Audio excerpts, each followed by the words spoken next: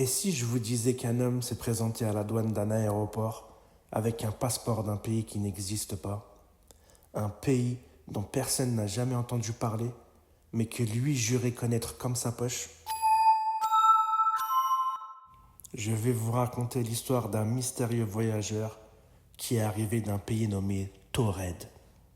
Son passeport était authentique, ses visas étaient en règle et pourtant, aucun pays du monde ne porte ce nom.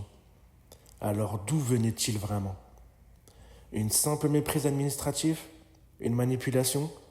Ou un voyageur venu d'une réalité parallèle? Bienvenue dans l'un des plus grands mystères inexpliqués du siècle dernier, l'homme de Taured.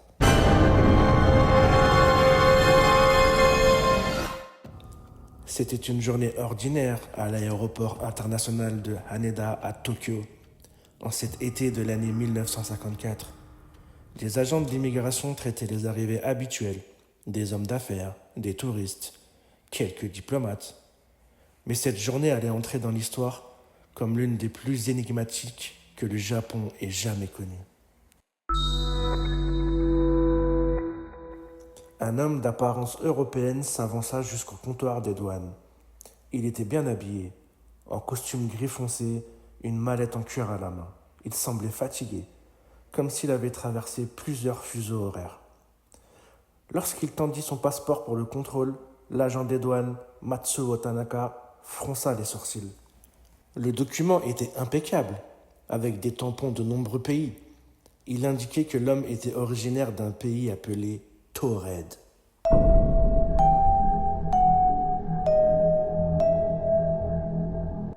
Taured? Murmura Matsuo perplexe. Il retourna le passeport dans tous les sens. L'émission du document semblait authentique. L'homme, d'un ton professionnel, expliqua qu'il était venu au Japon pour affaires, qu'il avait déjà effectué plusieurs voyages et qu'il possédait des visas attestant ses précédentes visites. Mais Matsuo savait que Taured n'existait pas. Face à cette anomalie, l'homme fut invité à se rendre dans une salle d'interrogatoire. 3 agents des services d'immigration entrèrent. Tandis que l'homme s'installait calmement sur une chaise, il n'avait pas l'air inquiet, seulement fatigué de cette perte de temps. « Monsieur, pouvez-vous nous indiquer où se trouve votre pays ?» demanda l'agent Takahashi. L'homme, légèrement exaspéré, s'approcha de la carte du monde accrochée au mur et désigna un emplacement précis entre la France et l'Espagne. « Ici, Taured se trouve ici depuis plus de 1000 ans. Comment pouvez-vous ignorer cela? » « Monsieur, cet endroit est appelé Andorre. Il n'y a jamais eu de pays nommé Taured ici. » L'homme blêmit légèrement, comme si on lui annonçait une absurdité monumentale. Il se redressa, secoua la tête et ouvrit son porte-documents. Il en sortit des papiers, des chèques bancaires et même des documents d'affaires mentionnant Taured comme un pays existant, avec son gouvernement et son histoire propre. « C'est insensé, dit-il. J'ai voyagé ici plusieurs fois sans aucun problème. Regardez ces tampons d'entrée et de sortie du Japon, obtenus au cours des dernières années. » Les tampons étaient bel et bien authentiques, mais ils provenaient tous de ce mystérieux pays. Ne sachant pas quoi faire de cet homme, les autorités décidèrent de l'isoler dans un hôtel sécurisé, sous surveillance, le temps d'approfondir leur enquête. 2 officiers de l'immigration montèrent la garde devant la porte de sa chambre. À l'intérieur, l'homme s'assit sur le lit, relisant ses documents comme s'il cherchait une erreur. Il n'arrivait pas à comprendre. Tout semblait normal pour lui. Il ne s'était jamais senti aussi étranger au monde. Avant de dormir, il consulta ses papiers une dernière fois et pensa « Peut-être que tout cela n'est qu'un malentendu. Demain, tout rentrera dans l'ordre. » Le lendemain matin, à l'aube, les agents décidèrent de le transférer pour une enquête approfondie. Mais lorsqu'ils entrèrent dans la chambre, elle était vide. Aucune issue possible. La fenêtre du troisième étage était entr'ouverte, mais il n'y avait ni rebord, ni trace d'une descente possible. Ses affaires, y compris son passeport et ses documents, avaient disparu. Le lit était intact. Personne n'avait dormi dedans. Comment est-ce possible? S'écria l'un des agents. Une fouille minutieuse ne révéla aucun indice. Les gardes avaient surveillé la chambre toute la nuit. Personne n'était entré, personne n'était sorti. Les autorités japonaises menèrent une enquête approfondie, mais aucune trace de l'homme de Taured ne fut jamais retrouvée. Son nom ne correspondait à aucun dossier international.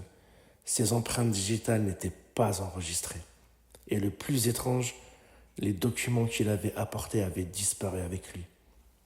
L'histoire se propagea à travers les années, nourrissant des spéculations et des théories.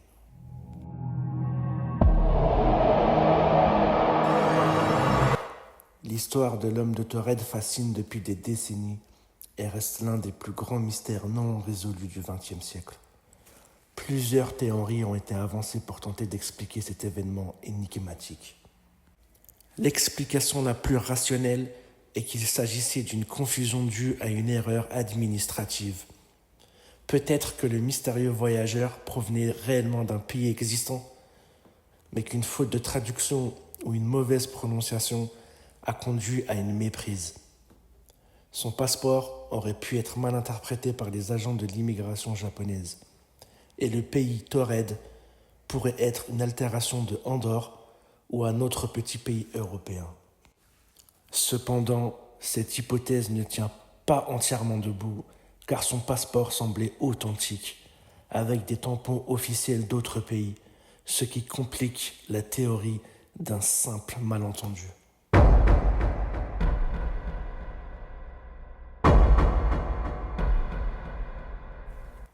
Et s'il était un voyageur interdimensionnel? Une des théories les plus populaires est que l'homme de Taured venait d'une réalité parallèle, un univers alternatif où Taured existerait en tant qu'une nation souveraine. Selon cette hypothèse, il aurait accidentellement traversé une faille spatio-temporelle, se retrouvant dans notre version de la réalité où son pays n'existe pas. Ce type de théorie s'appuie sur l'idée de monde parallèle, une hypothèse largement explorée en physique quantique et en science-fiction. Certains avancent que de telles failles dans l'espace-temps pourraient exister et que des anomalies comme celle-ci pourraient en être la preuve.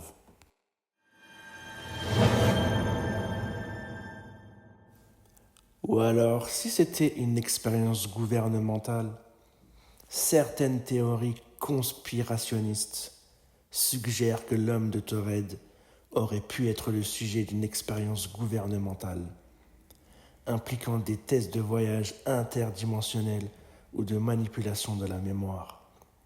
Son comportement calme et assuré, malgré la situation, pourrait indiquer qu'il ignorait lui-même qu'il était impliqué dans quelque chose de plus grand.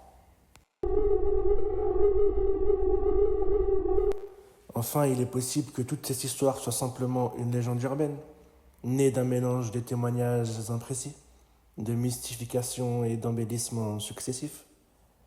Aucune source officielle ne documente cet événement de manière formelle, ce qui laisse planer le doute sur son authenticité.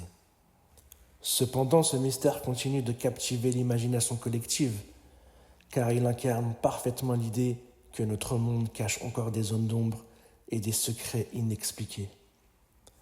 L'homme de Taured intrigue parce qu'il défie notre perception de la réalité. Son apparition et sa disparition inexpliquées laissent place à toutes les interprétations, qu'elles soient rationnelles, irrationnelles ou surnaturelles. Le mystère demeure entier, et c'est peut-être cela qui en fait sa force. Une énigme sans réponse définitive, une histoire troublante qui nous pousse à questionner les limites de notre monde et de notre réalité. Et vous, dites-moi en commentaire, quelle histoire vous semble la plus crédible? Ou si selon vous, la vérité est encore plus étrange qu'on ne le pense? Si vous aimez les mystères inexpliqués et les histoires incroyables, abonnez-vous à la chaîne et activez la cloche pour ne rien manquer. Et bien sûr, un petit like aide énormément à faire découvrir cette histoire au plus grand nombre.